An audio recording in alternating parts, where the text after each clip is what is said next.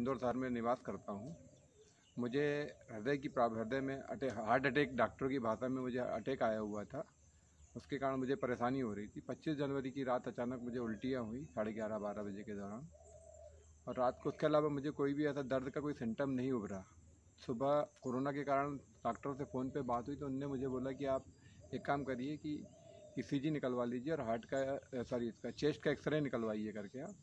जब ईसीजी के लिए गए तो वहाँ डॉक्टर ने मुझे बताया कि अभी आपको हार्ट अटैक आया है और आपको घर जाने की ज़रूरत नहीं, आप हॉस्पिटल में एडमिट हो जाइए। तो 26 जनवरी को मुझे 11 से 12 बजे के बीच में हॉस्पिटल में एडमिट किया गया। तो वहाँ पे फिर जब फैमिली मेम्बर्स वगैरह आए तो उन्हें बताया गया कि अटैक आया हुआ है और इनका ऑपरेशन करना पड़ेगा करके।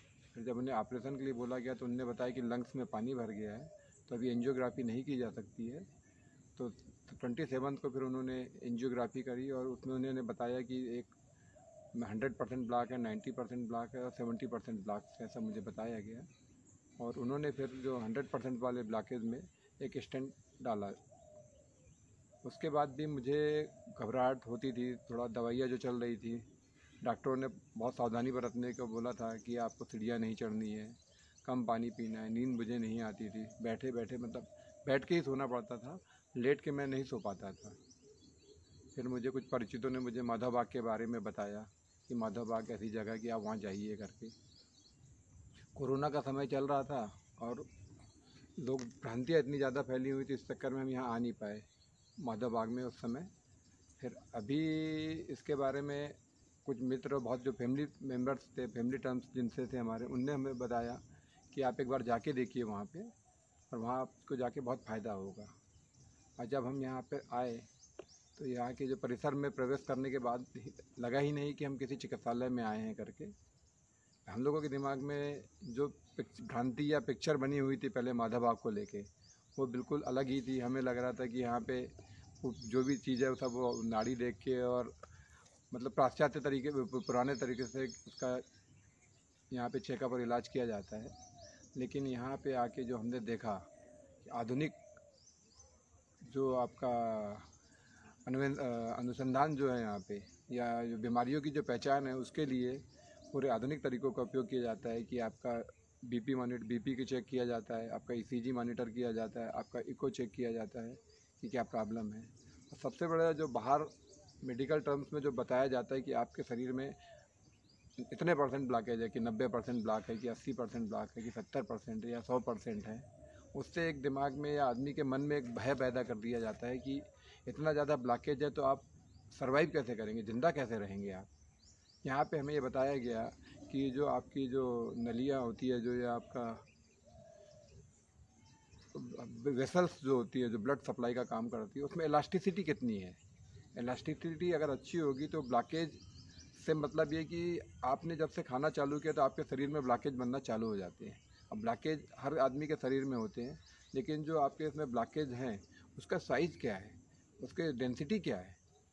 तो उससे हमें जो हमारे दिमाग में जो कॉन्सेप्ट बैठा हुआ था कि इतना ब्लॉकेज होने से आदमी सर्वाइव कैसे कर रहा है, या हमारा इको 45% आया, मतलब हमें लगता था कि हमारा हार्ट 45% काम कर रहा है और अगर बढ़ जाएगा तो और अच्छा हो जाएगा। लेकिन यहाँ पे आके जो समझाया गया कि हार्ट को अगर पंपिंग सही कर रहा है या ब्लड की सप्लाई सही हो रही है, मतलब आप माधव बाग में अगर आ जाते हैं तो आपको एक नई दुनिया में आपको जाने का मौका मिलेगा कि आप क्या ज़िंदगी जी रहे थे और यहाँ क्या है।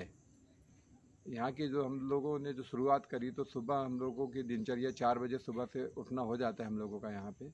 उसके बाद सुबह जो दैनिक नित्य कर्म वो मंजन वंजन करने के बाद हम लोगों को फेस में मसाज वसाज की जाती है। उसके बाद एक्सरसाइज किया जाता है। एक्सरसाइज के बाद हम लोगों को बीपी चेक किया जाता है। उसके बाद ये ऑब्जर्व किया जाता है कि इस आदमी की कितनी कैपेसिटी है, उसके हिसाब से उसे चलने का बोला जाता है। उसके बाद भी उसका बीपी और ईसीजी मॉनिटर करते रहते हैं कि अगर कहीं कुछ प्रॉब्लम हो उस हिसाब से आयुर्वेदिक मेडिसिन या एलोपैथिक मेडिसिन जो भी ज़रूरी उस आदमी को वो दी जाती है।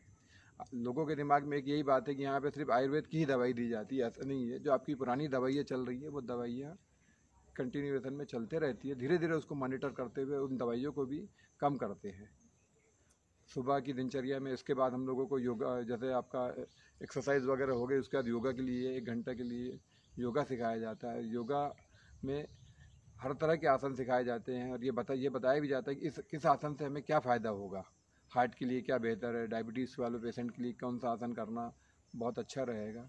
उसके बाद फिर पंचकर्म होता है। पंचकर्म की जो टीम है वो पूरे जो बहुत ही अच्छे लोग हैं वहाँ पे, बहुत ही अच्छे तरीके से आपकी मसाज, स्नेहन, उसके बाद आपका स्वेदन, बस्ती, बस्ती की जो भी प्रोसेस होती है, पंचकर्म की पूरी प्रोसेस होती है। और खाने का इतना बहुत अच्छा ध्यान रखा जाता है। खाने के लिए आपको बिल्कुल बैलेंस डाइट दी जाती है जिससे आपकी एनर्जी मेंटेन रहे और एक्स्ट्रा एनर्जी जो आपके शरीर में फैट के रूप में है उसे शरीर से निकाल दिया जाता है और आपको मतलब ऐसा महसूस होगा कि आप बिल्कुल नई ज़िंदगी जीने लग गए हैं। तो मेरा एक अनुरोध है कि कभी भी किसी अगर कोई आपको सजेस्ट करता है कि आपको स्टेंट डलवाना या बाईपास करवाना है तो उसके पहले एक बार आप माधव बाग के ज़रूर आइए।